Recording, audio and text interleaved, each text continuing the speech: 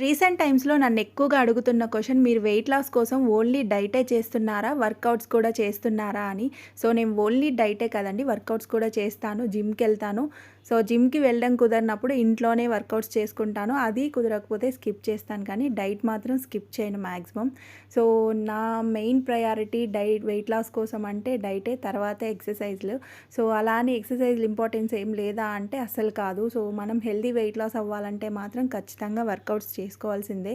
So, అసలు healthy weight loss అంటే ఏంటంటే, ఇప్పుడు మనం నార్మల్‌గా వెయిట్ డ్రాప్ అవ్వడం కాదు. సో, ఆ వెయిట్ లాస్ అయ్యే ప్రాసెస్‌లో మజిల్ గెయిన్ చేసుకుంటూ, స్ట్రెంత్ బిల్డ్ చేసుకుంటూ ఫ్యాట్ లాస్ అయితేనే అది proper healthy weight loss. So, దానికోసం మనం high protein food and healthy food తింటూ వర్కౌట్స్ చేసుకుంటేనే అది పాసిబుల్ అవుతది. సో, నేనైతే చాలా రోజుల తర్వాత జిమ్‌కైతే వెళ్ళాను. సో, బాడీ అస్సలు సపోర్ట్ చేయలేదు. లాంగ్ గ్యాప్ వచ్చింది కాబట్టి త్వరగా ఫినిష్ చేసుకొని ఇంటికొచ్చి ఒక బ్లాక్ కాఫీ అయితే తాగాను. అండ్ లంచ్‌కొచ్చేసి పన్నీర్ బటర్ మసాలా చేశాను.